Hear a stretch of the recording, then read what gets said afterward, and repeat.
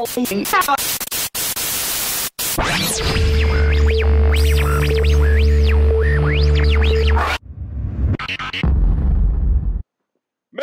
it's your boy Churchezie. Guess who I got in the building today? If you are not familiar with this lady, her name is Deborah Houston. How you doing today, Deborah Houston? I'm just fine. How about yourself? I am great. We're going to get right into it. First of all, you're the principal of Manatee Elementary School. Yes. Now, and why aren't you the principal of Manatee Elementary School now? Well, according to the paper, I was removed from my position because of disciplinary actions for misconduct. Now, you were recently subjected to an OPS investigation, correct? Correct. And now, can you tell me about this OPS investigation and the details of it? Okay. Well, to make a long story short, the OPS investigation was opened up on me due to an employee indicating that I exercised my authority to threaten her position, which I did not. I had an interest in riding motorcycles. I knew she had a motorcycle, and she let me borrow her motorcycle, and while it was in my presence, it was damaged. I got the motorcycle fixed, returned the motorcycle to her. Unfortunately, the motorcycle was not fixed to her liking, and that was perfectly okay because I'm a woman in that if I take on a responsibility for something, then I wouldn't go above and beyond to make a wrong a right. Mm-hmm. So I asked her, well, whatever you want me to do to make this right or to make you happy, I'm willing to do that, even though I had already had the bike fixed. So this OPS investigation, an OPS investigation is something that you guys do in the school system, right? Yes.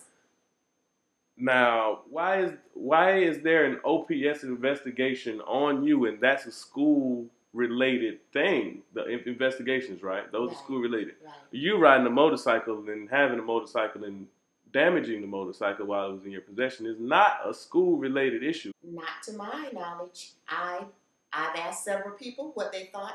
I want to be correct. Mm-hmm. I want to be, I'm humble. I want to be noted in being fair. And I wanted to know if I was missing something. And I asked several people, how did this connect to my job? I cannot find a connection outside of the fact that we worked in the same building. That's it. Let me get this whole thing correct, because I'm very confused, and I'm pretty sure the people who are watching are going to be confused as well. Get on the bike. You ride the bike. Did you crash the bike? Absolutely not. It wasn't a wreck. It wasn't a crash. The bike was standing and it fell. She sees it. She figures it out. You offer to pay for it. You do pay for it. I already paid for it. You paid for the bike? When the bike was in my possession and I realized I damaged it, mm-hmm.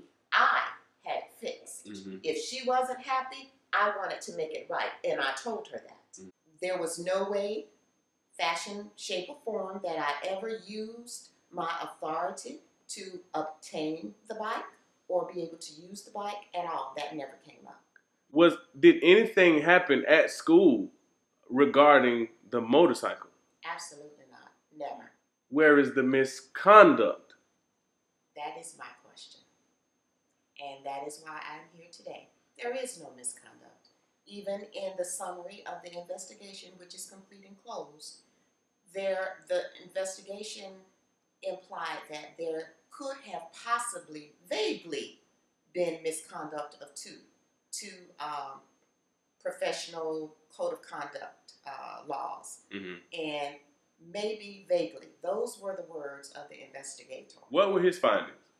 That for sure, without a doubt, I did borrow the motorcycle, mm-hmm. and that through his findings, there was no indication that, and I'm summarizing, that there was no indication that I had any misconduct. Any misconduct. So the OPS investigator who was sent to your school to investigate a problem mm-hmm. has come up with the conclusion that there was no professional misconduct. If there was professional misconduct, it was not stated in the investigation. In the investigation. Right. Now that it gets to the desk of the superintendent, where is the mix-up in between the OPS investigator's desk and the superintendent's desk?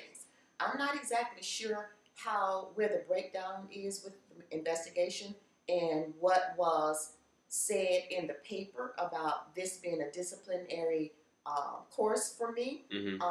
Because if you're going to utilize the investigation as your evidence, obviously that was not used as evidence.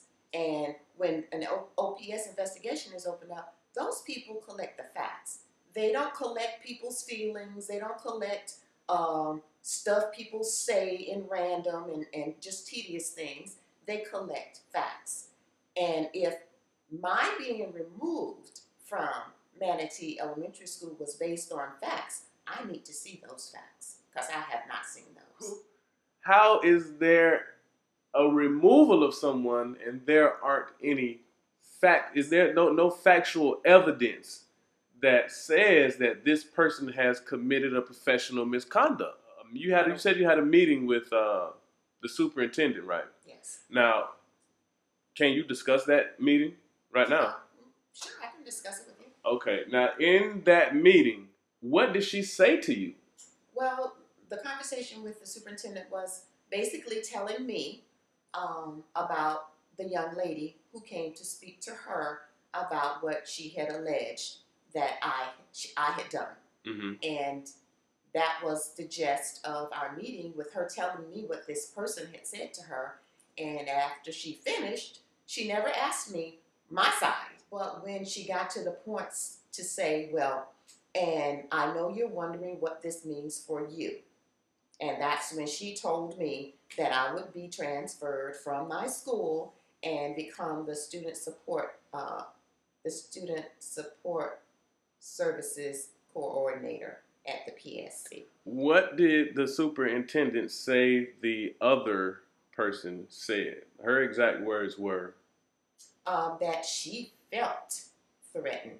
That was her feelings, that she felt that her job was threatened. And I told her, I said, I never in any way, fashion, or form ever threatened her job. And the superintendent told me that she felt it, and when she felt it, all she had to do was say it. Did she ever explain anything? Why? This, Miss Houston, this is why you're being removed, because of this A, B, C, and D. And the A, B, C, and D is a direct violation of the code of conduct. Not explicitly in that way. I think at some point I became very confused because I know what the truth was. And I looked at her, I said, so because she came to you and said she felt that her job was threatened, how? What did I do? What did I say? She told me all she had to do was feel it.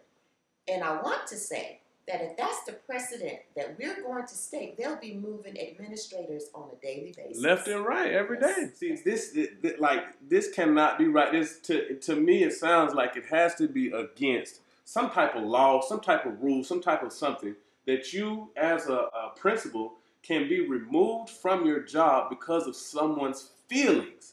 So if I go tomorrow and I'm a school board employee and I go down to the school board office building and I say I want to talk to the superintendent because I feel like my principal, like my job is in jeopardy because my principal doesn't like me, something like that. Then that means that my principal will be removed from that school. You would think if they're going to follow the same pattern they followed with me. I mean, if you're going to remove someone on those bases, and that's the precedent you're setting, then that's what it should be from now until your tenure is over as a superintendent. Am I correct? And that doesn't make sense. It doesn't make sense at all. That's not how you run anything. Everything that she told you, the reason why you being removed and every excuse she gave you, it sounds ridiculous. It sounds idiotic. Only a dunce would say them, or only somebody with a personal vendetta. You have to make up any dumb excuse to justify a dumb action. So all these dumb excuses, oh, she felt, she don't have to say, she don't have to prove nothing. In what world do you not have to prove that somebody did something to me? That's what I thought. If you make any type of accusation, there must be concrete evidence and proof behind why you feel that way. For her to feel like her job was in jeopardy, what type of interaction were you guys having for her? Nothing. I said nothing to her. I didn't have time. I'm so busy running a school. Mm-hmm. She has a job at the school too. So she's so busy doing her job. We rarely talked about the bike. There was no interaction. She was in another part of the school. I rarely saw her moving back and forth. I'm just too busy to sit down and talk about a motorcycle. So that there was nothing that I said, nothing that I did to make her, that should have made her feel that her job was in jeopardy. So no intimidation factor was used. As a matter of fact, if truth be told, I saved her on a lot of occasions with other employees. If truth be told, I'll just put that out there. Is this person a problem starter? She's always a victim. She's always playing the victim role. Oh. Is she crazy? I'm trying to figure this out. So then she gets an audience with the superintendent of Manatee County Schools. And the superintendent actually takes this meeting without having this school board employee go through the proper chain of command. Then she gets to the superintendent, talks to the superintendent, I don't know, she tells the superintendent that she fears for her job.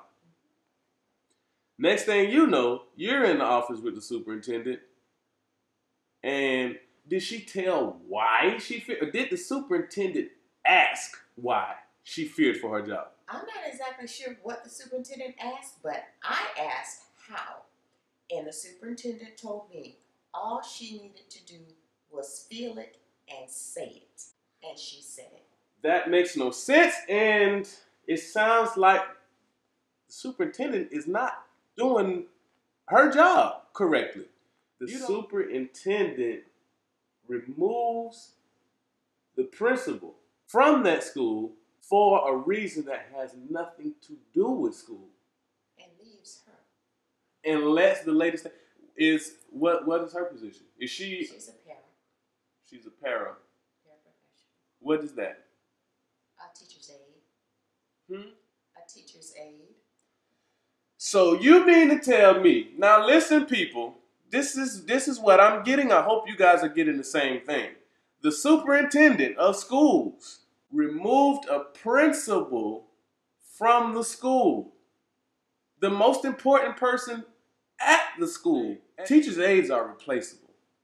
If anybody's out there as a teacher's aide, I'm not talking down on your job. But you are replaceable, and that's reality. Everyone cannot be a great principal. Now, from your track record, you have been an awesome principal. Thank you.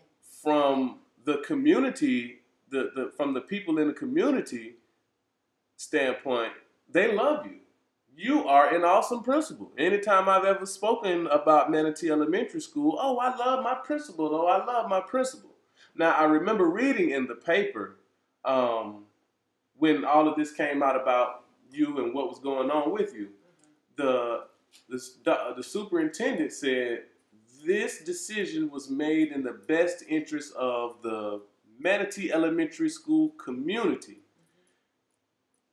Do you know of any people that she's spoken with in the Manatee Elementary School community? Only the staff. Only the staff. And it doesn't seem like that removing you from that school would be in the best interest of the Manatee Elementary School community. And once I read that, because I read that as well, I was appalled because I don't know how one would say that based on the allegations, not even the facts, but just the allegations and the fact that Manatee Elementary School is Manatee Elementary School. It's not the easiest school in the district to run. And the fact that You haven't spoken to any of the families. You haven't. All you did when you came to the school was you let the staff know that there was going to be a change, and that was pretty much it. And that was it. And that was it. And you moved me a week before testing. How is that within the best interest of Manatee Elementary School? Right. So now, with a decision like that being made, it would lead the community to believe that the superintendent, who is a new superintendent, she's not from Manatee County, she doesn't have the community's best interest at heart. I can almost guarantee you that 90% of the community in the Manatee Elementary School community doesn't know who she is. If they passed her walking on the sidewalk, they wouldn't know who she is, and she hasn't had a conversation with 5% of the community. So now that makes a person of the community believe that this lady is not for my kids. This lady is not for the betterment of the community and the betterment of the educational system in Manatee County. Would they be wrong in seeing that way? That like, well, this superintendent doesn't care about me. She really doesn't. What is her angle? I just want to put it out there. I did support Superintendent Greene when she came on board, and they were considering hiring her. I supported her as well as my staff. We all supported her. Fresh blood, just wanting to get some new blood in, and she seems like a very smart individual, and not really knowing, because she's not here, as from what you said, and that's absolutely true. She's not here, so we don't really know her personally. But I thought she had a good track record, and so I supported her. I'm not going to bash her. I don't understand her reasoning for doing what she did. It's hurtful, it's shameful, and it's harsh. I've been in this district for 30 years. 30 years. 30. In my mind, I'm thinking, I deserve a little bit better than that. Yeah. You put in the man hours, the blood, sweat, and tears, 30 years. Wow. What is that all I deserve after that? After 30 years, that's just one thing. 30 years, and I deserve better than that. Those kids deserve better than that. I was rooted up, and no one spoke to them. No one spoke. No one spoke to our families. Just the school. Just the school. Just the school. So that leads a logical thinking person to believe that the person who is at the top of the food chain, as far as Manatee County school system is concerned, cares nothing about the community that she's actually serving. You don't have to agree with that. I don't want you to say anything to that.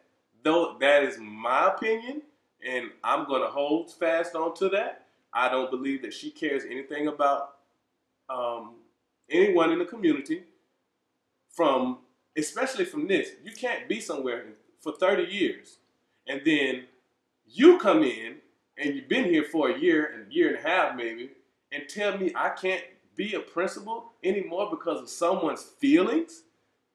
That's and a motorcycle that has nothing to do with school, that's irresponsible as a leader.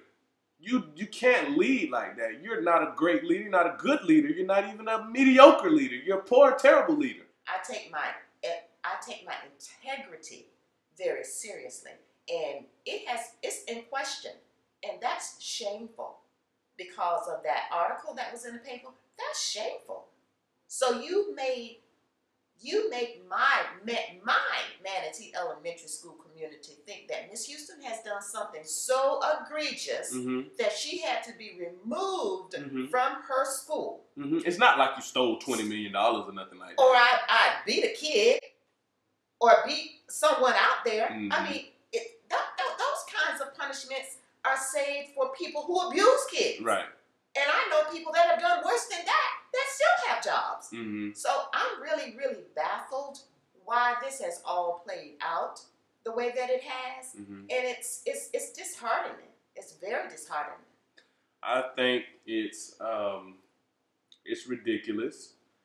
And it's very disrespectful to you, being a person who has shed blood, sweat, and tears for 30 years in a school district, has worked hard, because I know it's not easy. I know you have to start somewhere. So you probably started as a teacher, correct? Started as a teacher, then you had to move up. Maybe you had to go to school and spend money in order to get certain type of degrees or certifications and things. Absolutely.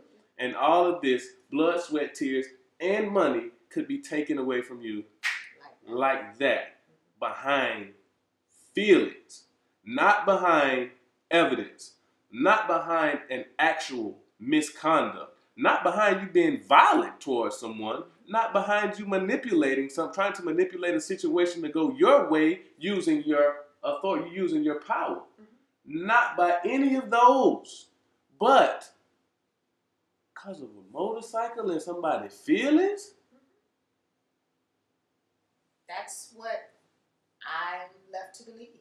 That's what I'm left to believe. I have nothing else to go. I don't understand. I can speculate all day. You say it's deeper. I don't know. All I know is that I don't see the logic in this. It has to be deeper than that, and anybody who's watching can feel how they want to feel about what I'm about to say. But there's just no reason for that to be. It has to be some type of jealousy, and I'm charging her with that. There has to be some type of jealousy, animosity, or envy in somebody else's heart or on their chest, because it doesn't matter. I don't care who it is. There are no feelings that can tell me that somebody needs to be removed from their job as the CEO of a company, and a teacher's aide is the one with the power here. Is that what you're telling me? The teacher's aide has more power at a school than a principal? No, it can't be that way. And that's the precedent you're setting. And it's ridiculous and it's stupid. And I understand where you're coming from. And if the powers that be thought this may have been misconduct, or it was poor judgment on my behalf, fine. If that's what you think, that's fine. Write me a letter of reprimand. Verbally reprimand. Yeah. Give me days without pay. But remove me from my school is the most harsh punishment that one can get. Now, after this, when she told you that you were going to be removed, what feeling came over you? I was stunned. I was shocked, because I never thought that this would play out the way that it did, because of the investigation. All I know I needed was due process. Right. If she knew that she was not going to bring that investigation into any account, then why open it? Right. Because obviously you didn't use the facts. You didn't use the evidence of the investigation. You didn't use that to make your decision. And overall, what are your feelings today regarding this situation as a whole? How are you taking it, and how do you feel from, say, that day that you had the meeting with Ms. Greene and today? Just know that I am still who I am. What you see is what you get. And it was important for me to let you know the truth. Thank you very much. I appreciate you for coming through. It's Making Noise TV. It's your boy Churchezie. Have Miss Deborah Houston on the couch with me. Appreciate y'all for watching. And we out of here.